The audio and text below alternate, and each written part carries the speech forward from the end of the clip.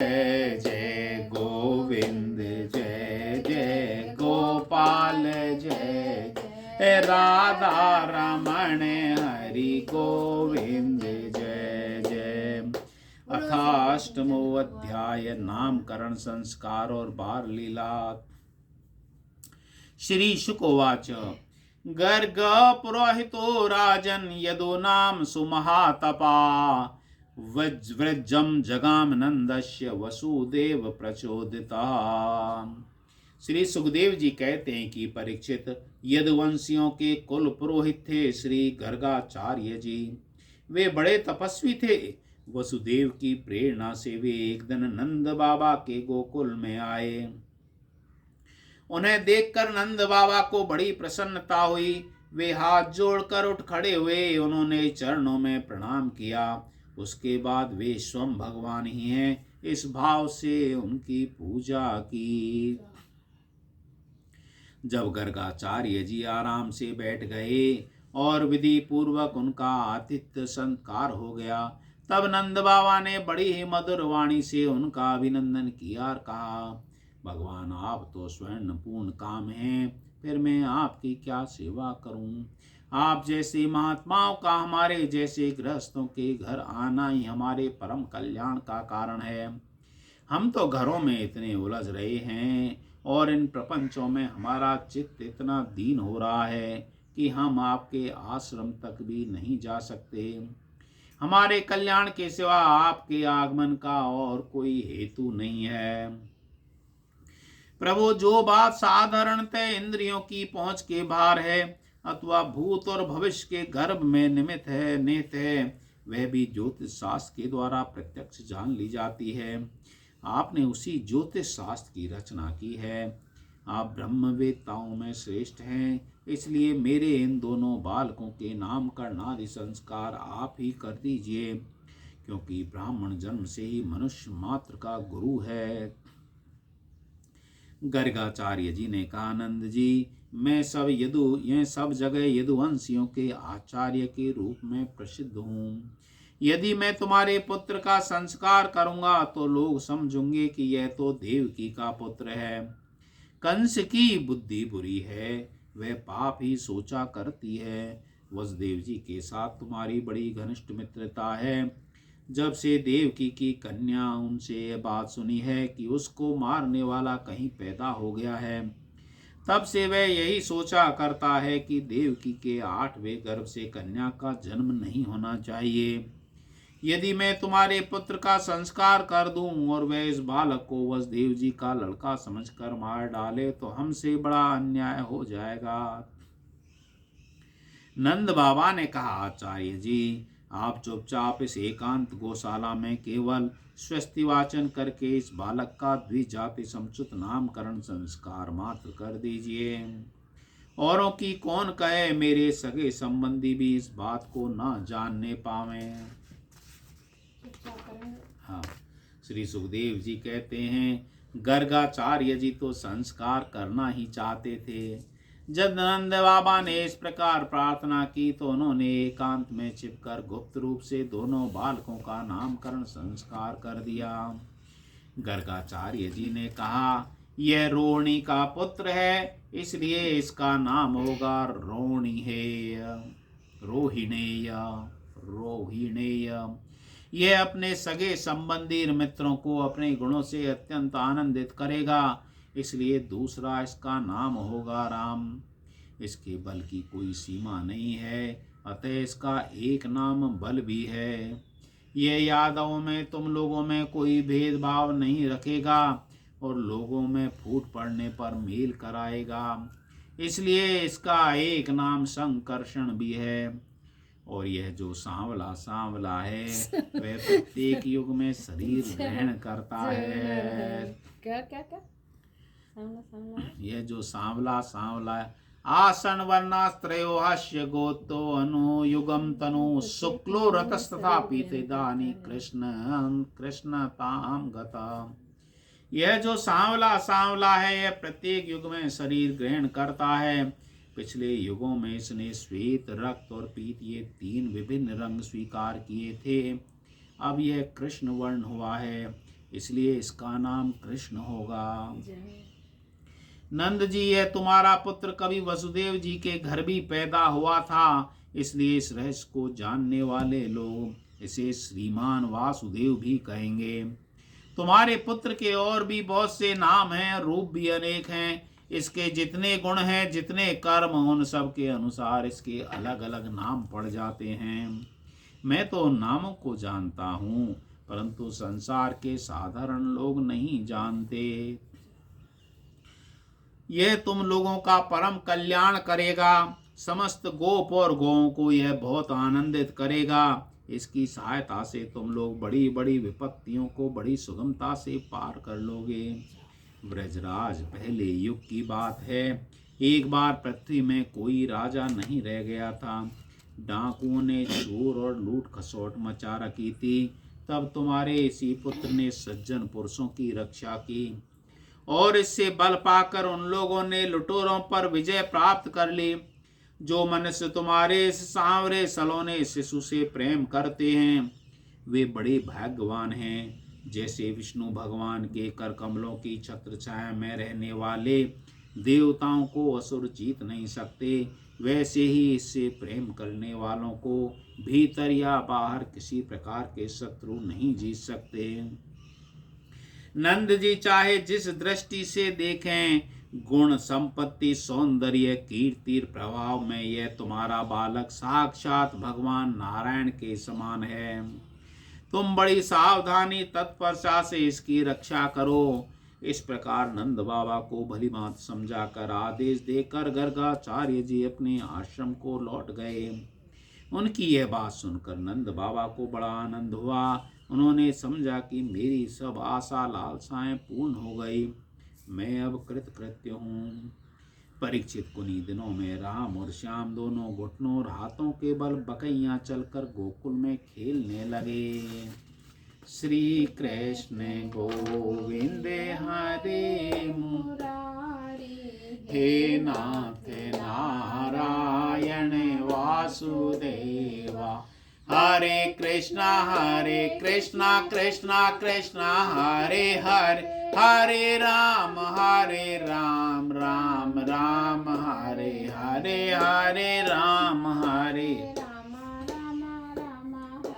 दोनों भाई अपने नन्हे नन्हे पांवों को गोकुल के कीचड़ में घसीटते हुए चलते। उस समय उनके पांव और कमर के घुंघरू रुंझुन रुंझुन बजने लगते। वह शब्द बड़ा भला मालूम होता था। वे दोनों स्वयं यह ध्वनि सुनकर खिल उठते। कभी कभी वे रास्ते चलते किसी अज्ञात व्यक्ति के पीछे हो लेते, फिर देखते कि यह तो कोई दूसरा है, तब झक से रह जाते और डरकर अपनी माता रोहिणी जी, यशोदा जी के पास लौट आते। माताएं यह सब देख देख कर स्नेह में भर जाती। उनके स्तनों से दूध की धारा बहने लगती। जब उनके दोनों नन्हे नन्हे से शिशु अपने शरीर में कीचड़ का अंगराग लगाकर लौटते, तब उनकी सुंदरता और भी बढ़ जाती। माता उन्हें आते दोनों हाथों से गोद में लेकर हृदय से लगा लेती, स्तनपान कराने लगती। जब वे दूध पीने लगते, बीच में मुस्कुरा मुस्कुरा कर अपनी माताओं की ओर देखने लगते, तब उनकी मंद मंद मुस्कान छोटी छोटी धतुलियार भोला भाला मुंह देखकर आनंद के समुद्र में डूबने उतरने लगती। जब राम और श्याम दोनों कुछ बड़े हुए, तब ब्रज के घर के बाहर ऐसी बाल लीलाएं करने लगे जिन्हें गोपियां देखती रह जाती।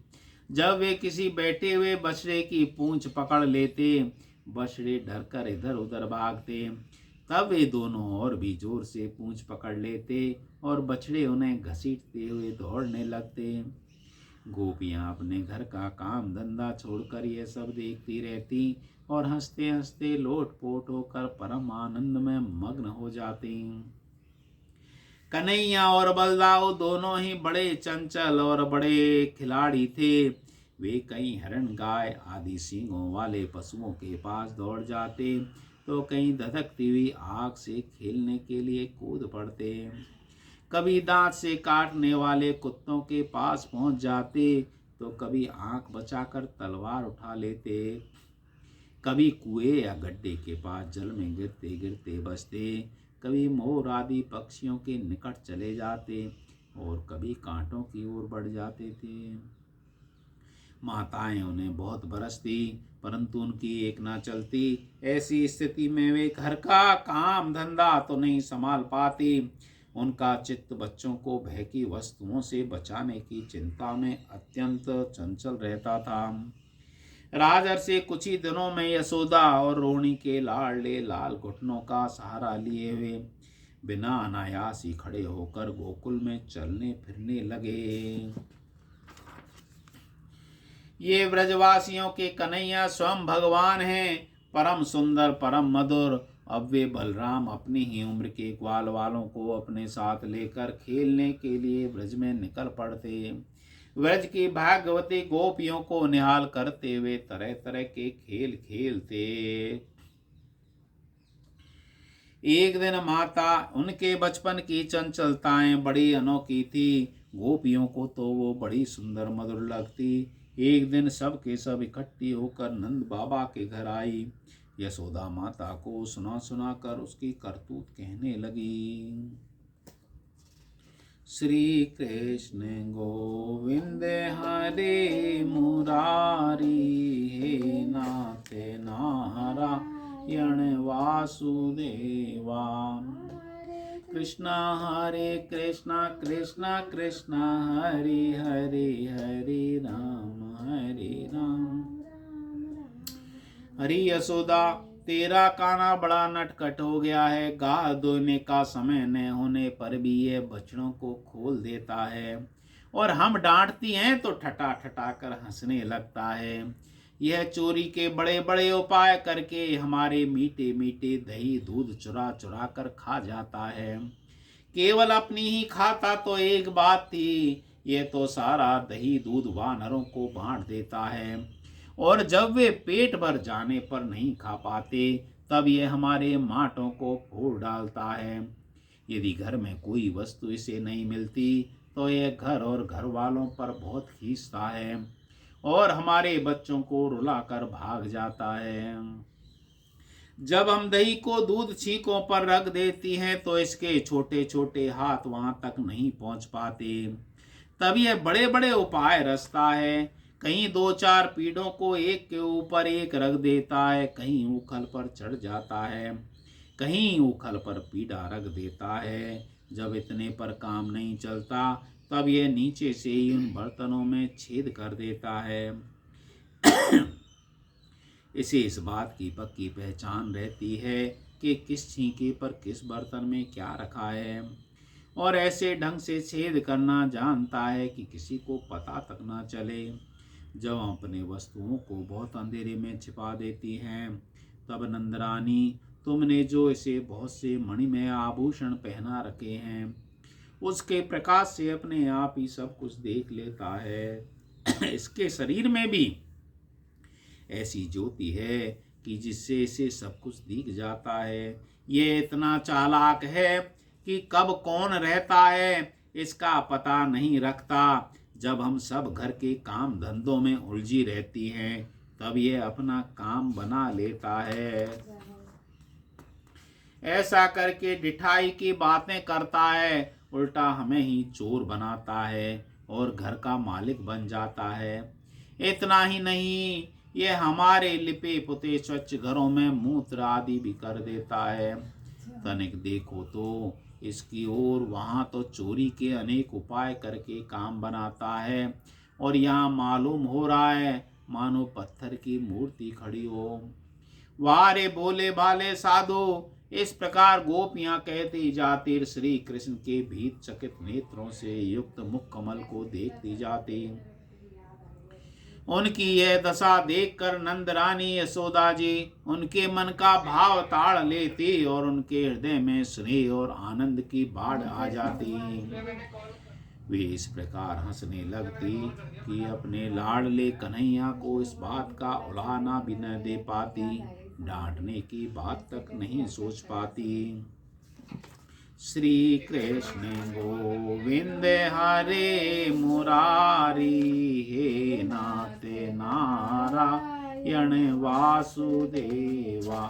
हरे कृष्णा कृष्णा कृष्णा हरे हरे, हरे राम राम राम। एक दिन बलराम आदि ग्वाल वाल श्री कृष्ण के साथ खेल रहे थे। उन लोगों ने माँ यशोदा के पास आकर कहा, माँ कन्हैया ने मिट्टी खाई है।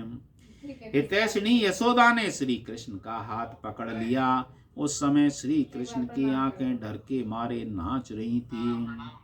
यशोदा मैया ने डांट कर कहा, क्यों रे नटखट, तू बड़ा ढीठ हो गया है। तूने अकेले में छिपकर मिट्टी क्यों खाई? देख तो तेरे दल के तेरे सखा क्या कर रहे हैं। तेरे बड़े भैया बलदाऊ भी तो उन्हीं की ओर से गवाही दे रहे हैं।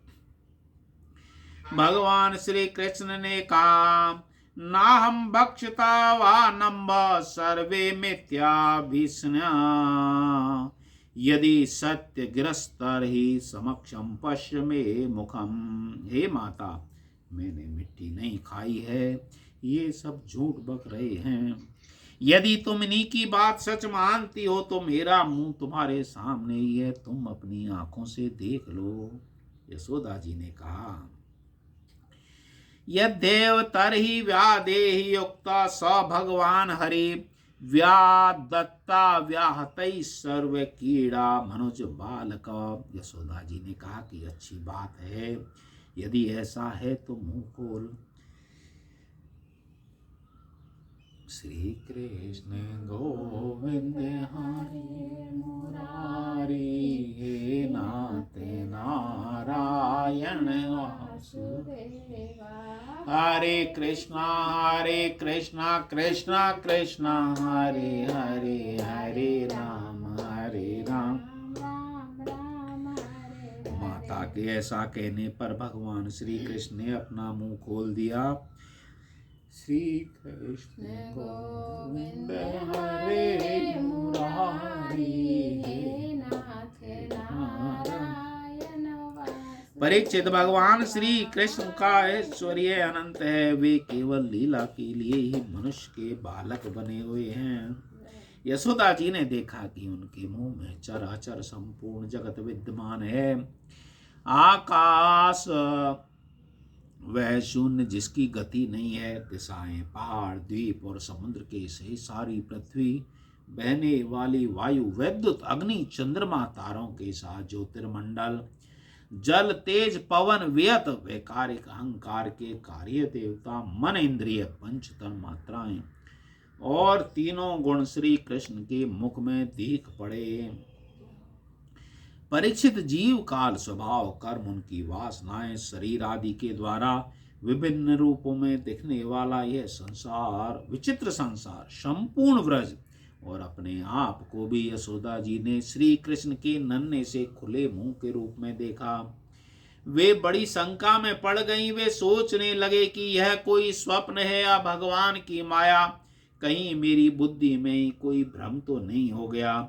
संभव है इस बालक ने कहीं कोई जन्मजात योग सिद्धि हो, जो चित्त, मन, कर्म और वाणी के द्वारा ठीक ठीक तथा सुगमता के अनुमान के विषय नहीं होते। यह सारा विश्व जिनके आश्रित है, जो इसके प्रेरक हैं, जिनकी सत्ता से इसकी प्रतीति होती है, जिनका स्वरूप सर्वथा अचिंत्य है, मैं उन प्रभु को प्रणाम करती हूँ। ये मैं हूँ, ये मेरे पति, ये मेरा लड़का, साथ ही मैं ब्रजराज की समस्त संपत्तियों की स्वामिनी धर्म पत्नी हूँ। ये गोपियाँ, गोप, गोधन मेरे अधीन हैं, जिनकी माया से मुझे इस प्रकार कुमति घेरे हुए है। वे भगवान ही मेरे एकमात्र आश्रय हैं, मैं उन्हीं की शरण में हूँ। इस प्रकार यशोदा माता श्री कृष्ण का तत्व समझ गई। तब सर्वशक्तिमान सर्वव्यापक प्रभु ने अपनी पुत्र स्नेहमयी वैष्णवी योग माया का उनके हृदय में संचार कर दिया। यशोदा जी को तुरंत वह घटना भूल गई। उन्होंने अपने दुलारे लाल को गोद में उठा लिया। जैसे पहले उसके हृदय में प्रेम का समुद्र उमड़ता रहता था, वैसे ही वह फिर उमड़ने लगा। सारे वेद उपनिषद सांख्य योग और भक्तजन जिनके महात्म का गीत गाते गाते नहीं अगाते, उन्हीं भगवान को यशोदा जी अपना पुत्र मानती थी। राजा परीक्षित ने पूछा, नंद किमोद ब्रह्मन श्रेय एवं महोदयम यशोदा च महाभागा पपौ यशास्तनम हरिम। भगवान नंद बाबा ने ऐसा कौन सा बहुत मंगलमय साधन किया था, और परम भागवती यशोदा ने भी ऐसी कौन सी तपस्या की थी जिसके कारण स्वयं भगवान ने श्रीमुख से उनका स्तनपान किया।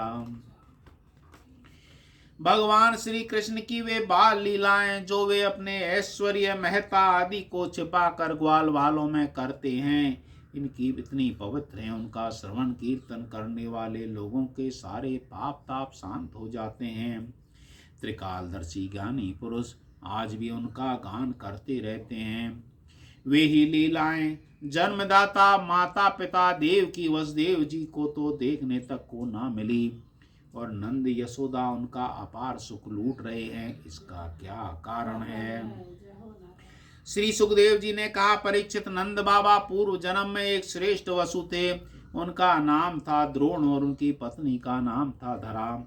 उन्होंने ब्रह्मा जी के आदेशों का पालन करने की इच्छा से उनसे कहा, भगवान जब हम पृथ्वी पर जन्म लें तब जगदीश्वर भगवान श्री कृष्ण में हमारी अनन्य प्रेममयी भक्ति हो, जिस भक्ति के द्वारा संसार में लोग अनायासी दुर्गतियों को पार कर जाते हैं। ब्रह्मा जी ने कहा, ऐसा ही होगा। वे ही परम यशस्वी भगवान में द्रोण ब्रज में पैदा हुए। उनका नाम था नंद, और वे ही धरा इस जन्म में यशोदा के नाम से पत्नी हुई। परीक्षित, अब इस जन्म में जन्म मृत्यु के चक्र से छुड़ाने वाले भगवान उनके पुत्र हुए, और समस्त गोप गोपियों की अपेक्षा इन पति पत्नी नंद और यशोदा जी का उनके प्रति अत्यंत प्रेम हुआ। ब्रह्मा जी की बात सत्य करने के लिए भगवान श्री कृष्ण बलराम जी के साथ व्रज में रहकर समस्त व्रजवासियों को अपनी बाल लीला से आनंदित करने लगे। इति श्रीमद्भागवत महापुराणे परमहंसां संहितायां दशम स्कंद पूर्वार्धे विश्वरूप दर्शने नामो अष्टमो अध्याय। बोलो श्री कृष्ण चंद्र भगवान की जय। श्री कृष्ण गोविंद हरे मुरारी, हे नाथ नारायण वासुदेवा, हरे कृष्णा हरे हरे हरे राम राम राम हरे हरे। आरती अति पावन पुरानी, घर में भक्ति तीन शाम कर लो, धार में भक्ति विज्ञान खाने की, महापुराण भागवत निर्मल सुख मुख विज्ञ लेते, फल परमानंद सुधारस में कल लीला रति रस रस निदान की, आरती अति पावन पुराण की, कलिमल मदनी ताप निवारिणी, जन्म मृत्यु में भवे भय हारिणी, सेवत सतत सकल सुख कारिणी, सुमोसदी ते गान की, आरती अति पावन पुराण की, विषय विलास विमोह विनाशिनी, विमल विवेक विकासिनी, भगवत तत्व रहस्य प्रकाशिनी, परम ज्योति परमात्म ज्ञान की, आरती अति पावन पुराण की, धर्म भक्ति विज्ञान की, परमहंस मुनि मने उल्लासिनी रस के हृदय रस रास विलासिनी भोक्ति मोक्ति रति प्रेम सुदासिनी कथा के प्रिय सो जान की आरती अति पावन धर्म भक्ति विज्ञान खाने की नमो अकिंचन वित्ताय निवृत्ति गुण वेत्तये आत्मा रामाय शांताय कैवल्यपते नमः भुजगशयनं पद्मनाभं सुरेशं विश्वाधारं गगनसदृशं मेघवर्णं शुभांगम् कान्तं कमलनयनं योगिवेद्यानगम्यं वन्दे विष्णु भवभयहरं सर्वलोकैकनाथम् त्वमेव माता च पिता त्वमेव त्वमेव बन्धुश्च सखा त्वमेव त्वमेव विद्याश्च द्रविणं त्वमेव त्वमेव सर्वं मम देव देव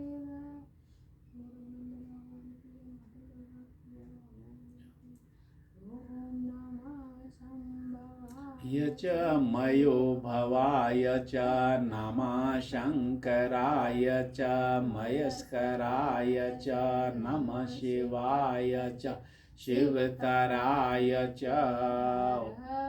महादेव दीन दयाले विरदु सम भारी हरहु नाथ मम